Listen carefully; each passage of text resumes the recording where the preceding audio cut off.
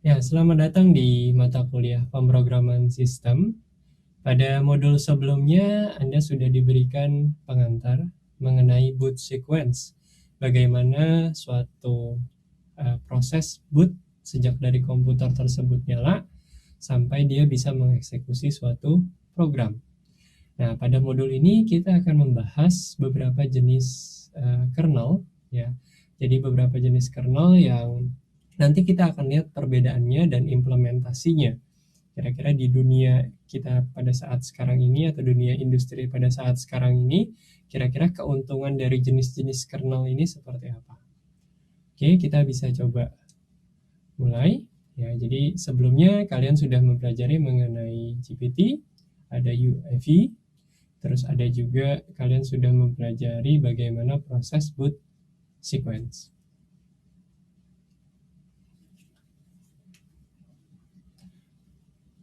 Oke, nah di sini kita akan coba lanjutkan ya mengenai yang namanya sistem D.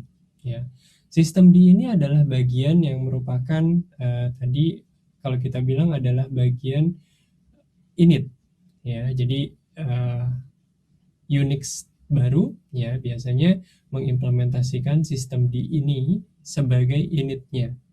Nah di sini dan dia kompatibel terhadap sistem V yang merupakan generasi init script sebelumnya. Ya, prosnya di sini adalah parallelization, simpler unit syntax, automatic dependent, ya. Dan consnya di sini kalau kita mau rubah menjadi monolithic kernel itu cukup kompleks. Nah, nanti kita akan coba bahas apa itu monolithic kernel. Ya, di sini adalah perbandingan antara init dan sistem D, ya, antara yang sysv yang diimplementasi dulu sama sistem D yang diimplementasi sekarang.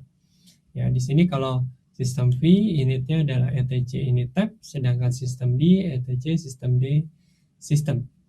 Dan di sini filenya sekitar ada 75, sedangkan di sini ada banyak filenya. Di sini portable, ya, sistem D ya, kalau ARM mungkin harus diimplementasi atau ada bagian yang harus dimodifikasi. Nah, secara perlahan init itu di replace oleh sistem D. Ya, makanya mulai sekarang Unix yang agak baru, entah itu macOS ataupun Ubuntu itu sudah banyak yang memakai sistem D dibandingkan dengan init. Ya.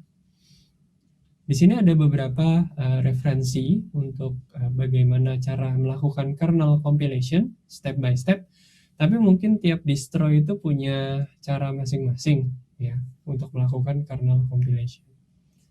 Nah, di sini kenapa kita memerlukan kompilasi kernel ya. Jadi di sini akan dibahas terlebih dahulu kompilasi kernel itu berguna untuk apa? Yang pertama adalah membuat sistem yang match terhadap hardware yang kita miliki.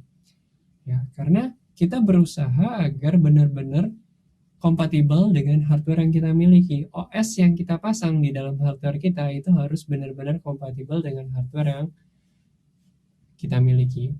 Dan kita harus tahu bahwa komputer yang kita jalankan ya itu kernelnya dibuat oleh orang lain dengan hardware mereka ya. Makanya kan kalau kita install OS biasanya ada yang 32 bit atau yang 64 bit. Itu sudah mencerminkan bahwa ketika mereka menginstal dengan environment atau hardware yang 32 bit atau hardware yang 64 bit. Nah, di sini biasanya kalau untuk embedded system ya, ketika kita melakukan kompilasi kernel dan kernel tersebut sangat kompatibel dengan hardware-nya, maka bootingnya akan bisa lebih cepat. Ya, dan benar-benar hardware tersebut atau device tersebut benar-benar hanya digunakan untuk kebutuhan tersebut saja. Karena kalau kita lihat banyak distro-distro Linux yang mungkin sekarang sudah multipurpose, ya, tidak hanya digunakan untuk satu tujuan tertentu. Ya, seperti kita Ubuntu desktop, ya, atau Debian, ya, GUI-nya itu sudah seperti PC yang kalian gunakan sekarang ini. Itu sebenarnya adalah multipurpose, kernelnya digunakan untuk multipurpose. Kalian bebas untuk menambahkan hardware di sana, kalian bebas meremove hardware di sana. Sedangkan contoh yang tidak multipurpose atau single purpose adalah misalnya WiFi router, ya, atau mobile WiFi kalian. Ya, itu adalah salah satu jenis IoT device, itu salah satu jenis yang bisa kita bilang purpose-nya hanya satu tujuan, ya. Tidak ada untuk tujuan yang lain, ya. Misalnya mobile WiFi yang misalnya kita gunakan untuk bawa-bawa, misalnya kalau ke luar negeri kita menggunakan mobile WiFi, ya, kernelnya di dalam situ adalah kernel yang digunakan untuk single purpose. Yang multi purpose itu adalah contohnya adalah PC kalian, entah itu Ubuntu, entah itu Windows, itu digunakan sebagai multi purpose. Kalau kita lihat secara arsitektur, ya, kernel ini ada beberapa jenis. Ada monolithic kernel, ada microkernel, dan ada hybrid kernel. Kalau kita lihat dari dari arsitekturnya, kalau kita lihat di sini monolithic kernel, di sini ada kernel mode, ya. Di sini ada user mode-nya, ya. Kalau kita lihat di sini hampir semua pekerjaan itu langsung di handle oleh si kernel. Kalau kita melihat di monolitiknya, coba dilihat di sini, kernel ini mengeksplor hampir seluruhnya, ya. VFS file system call, terus IPC file system, scheduler, virtual memory, device driver, dispatcher, itu semua dikontrol oleh kernel, ya. Jadi semua dibungkus di dalam si kernelnya. Jadi kernel memiliki semua informasinya. Lalu kita coba lihat ke sampingnya, yaitu ada di microkernel. Nah, kalau kita intip di sini ada kernel mode-nya di sini dan ada user mode-nya di sini. Nah, kalau kita lihat di sini user mode itu pekerjaannya apa aja sih? Ada application procedure call, Unix server, device driver, ada file server. Di sini ini ada di user mode. Sedangkan kernel mode-nya itu bekerja untuk apa? Di sini ada IPC, virtual memory, scheduling, ya. Nah, di sini bisa terlihat ya perbedaan antara yang monolitik, ya, dengan yang microkernel. Kalau monolitik, hampir semua pekerjaan kebutuhannya dikerjakan oleh si kernel mode-nya semua. Device driver juga di dalam kernel mode. Ketika di sini kita lihat bahwa device driver ada di user mode. Nah, kalau kita lihat lagi di sini ada jenis yang namanya hybrid kernel, ya. Kalau kita lihat di hybrid kernel ini terdapat gabungan ya antara yang kernel monolitik dengan yang micro kernel. Ada user mode di sini dan ada kernel mode di sini. Tapi di sini kernel mode-nya digunakan untuk application procedure call, terus untuk device driver, ya. Dan kernel mode-nya untuk basic IPC, virtual memory, scheduling. Sedangkan Unix server dan file server itu ada di user mode. Ya, jadi microkernel ini hampir mirip dengan hybrid kernel ini hampir mirip dengan microkernel, namun beberapa itu sudah masuk ke dalam kernel mode atau dimasukkan ke dalam kernel mode. Nah, mungkin kalian akan bertanya-tanya, kira-kira apa sih gunanya saya memisahkan semua dikerjakan oleh kernel atau sebagian itu dimasukkan ke dalam user mode atau misalnya hybrid kernel.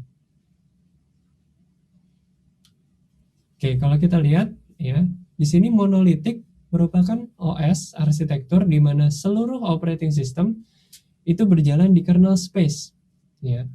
Semua dikerjakan oleh di kernel space. Dan di sini monolithic model differs from other operating system architecture.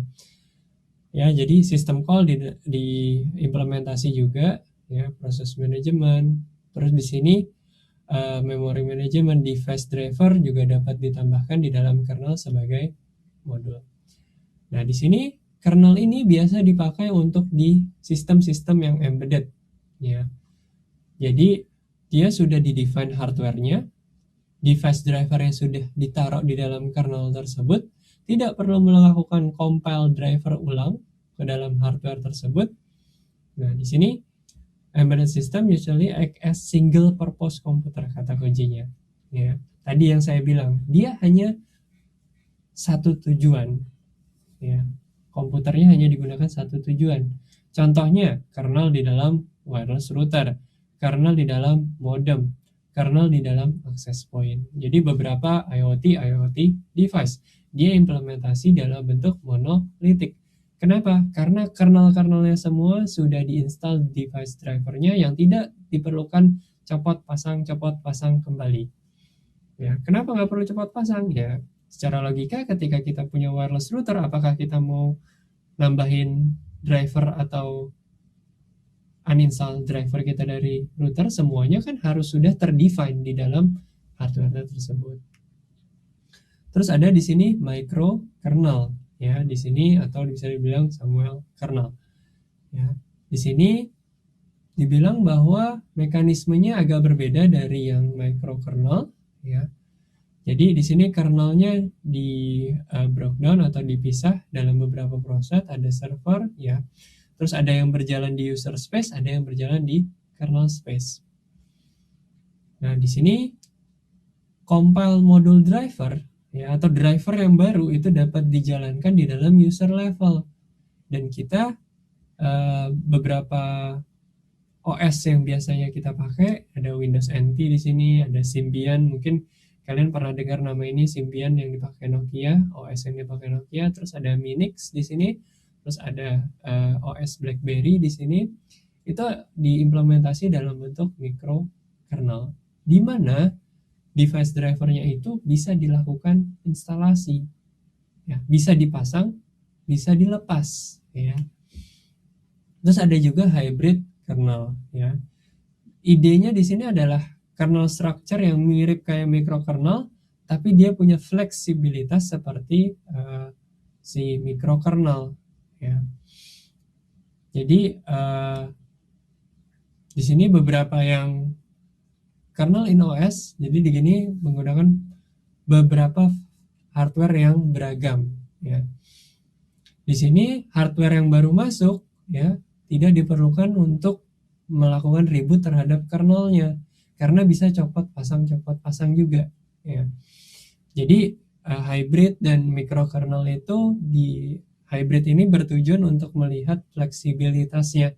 Ketika ada hardware baru, dia bisa langsung detect, dia bisa langsung menginstal driver di sana, langsung dijalankan drivernya. Ya, di sini beberapa OS baru, ya. Ada macOS, OS X, ada Windows NT di sini. Jadi compile module driver itu bisa dilakukan di dalam user level. Nah, jadi modul-modul drivernya itu ada di dalam user level. Kernelnya jadi tidak perlu di predefine terlebih dahulu seperti di monolithic kernel.